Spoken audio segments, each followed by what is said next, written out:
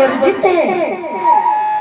भोले बाबा ने कहा, अरे देवी, नारी बनने में कौन सा परमिशन लेना पड़ेगा? तुम अपने वस्त्र लाओ और अभी फर्स्ट क्लास नारी बन करके तैयार होता हूं। अब भैया कैसे मना करें? भोले बाबा नारी बनने लगे।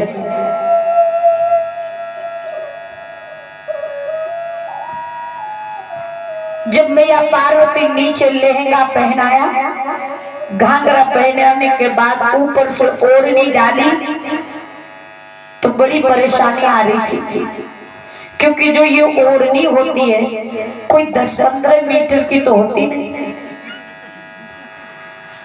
भोले बाबा की पीछे की जटाओं को ढके तो आगे का डाढ़ा खुल जाए, और आगे का डाढ़ा बंद करे तो पीछे की जटा खुल जाए।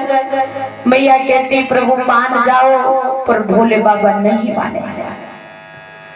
आज नारी बन करके चले तो कैसे चले कि जैसे एक पैर यहाँ तो दूसरा पैर गांव के बाहर। पार्वती ने कहा, रुक जाओ। क्यों? नारियां इतनी जोर जोर से नहीं चलती हैं, नारियां तो धीरे धीरे चलती हैं। अब आप नारी तो बन गए हो, पर चलना भी तो धीरे धीरे पड़ेगा। भोले बाबा ने कहा, तो ऐसा करो, तुम आगे चलो, हम पीछे चलेंगे। जब आगे जगह नहीं मिलेगी तो पैर ज्यादा आगे नहीं पड़ेगा। तो मैया पार्वती आगे आगे और भोले बाबा पीछे पीछे। जब चलते चलते रास में पहुंचे तो दरवाजे पर ललिता सखी खड़ी थी, और ललिता को ये चेक करना था कि कोई पुरुष अंदर ना आ जाए। ललिता ने देखा पार्वती आगे आ रही है और पीछे कौन है, ललिता पहचान नहीं सकती।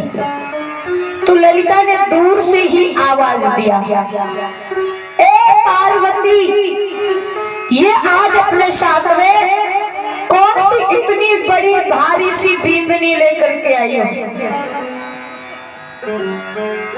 तो पार्वती ने बड़ी समझ से जवाब दिया, का ये हमारी जेठानी है, क्योंकि पार्वती से बड़े दिख रहे थे। पर ललिता बहुत चालाक थी। ललिता ने कहा, क्यों पार्वती, देवों के देव महादेव, और महादेव से बड़े कौन से देवता आ गए जो तुम्हारी जेठानी बन गई? क्योंकि जेठानी बनाने से पहले जेठ का होना जरूरी है। बिना जेठ जी के जेठानी कहां से आ गई? अब पार्वती चक्कर में फंस गई। पार्वती ने कहा कि हमारे बेटा की बीतनी है। बेटा की? ललिता कहती, तब तो देखने की बात है। बेटा छोटे छोटे और बींदनी बड़ी आ गई, ऐसे कैसे प्रोग्रेस की?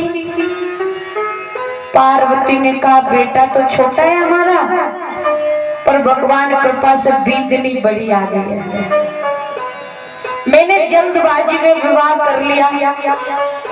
पार्वती तो खूब बात संभालने की कोशिश कर रही है। मैंने जल्दबाजी में क्या कर लिया, बींदनी बड़ी आ गई। ललिता ने कहा, रे तुमने बड़ा गलत किया, तुमने तो विवाह में निमंत्रण ही नहीं दिया, और वैसे भी पर्वत पर मुंह देखने जाना पड़ता होता है ना, बींदनी की मुंह दिखाई रस्म। तो अब बढ़िया है, पर्वत पे नहीं जाऊंगी, मैं तो यही देख लूंगी। अब पार्वती कैसे कहेंगे बींदनी नहीं आवे तो बींद है? ललिता नहीं मानी।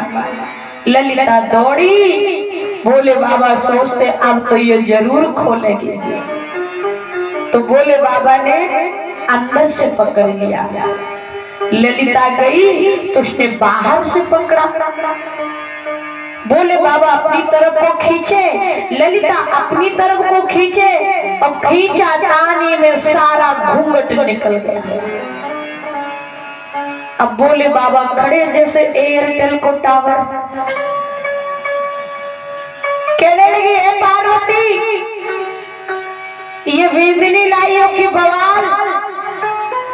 पार्वती कहती है बहन हमारे पेट की तुम जानो, तुम्हारे पेट की हम जाने। हमने बहुत मना किया पर ये नहीं माने। आज बोले बाबा को रास में प्रवेश मिल गया, जिसमें भगवान ब्रजवालाओं के साथ में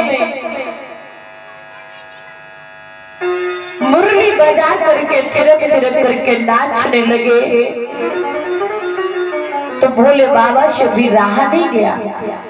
भोले बाबा भी डमरू लेकर खड़े हो गए और नाचने लगे। कन्हैया ने देखा वारे प्रभु तुम भी आ गए। भोले बाबा का गोपिकाओं के बीच नाचते हुए एक नाम पड़ा गोपेश्वर।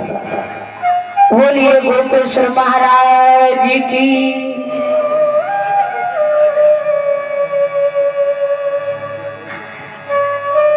तो ये सच है, अगर आत्मा समर्पण हो जाए तो परमात्मा में लीन हो जाए, लेकिन आत्मा को संपूर्ण होने का अहंकार है तो वो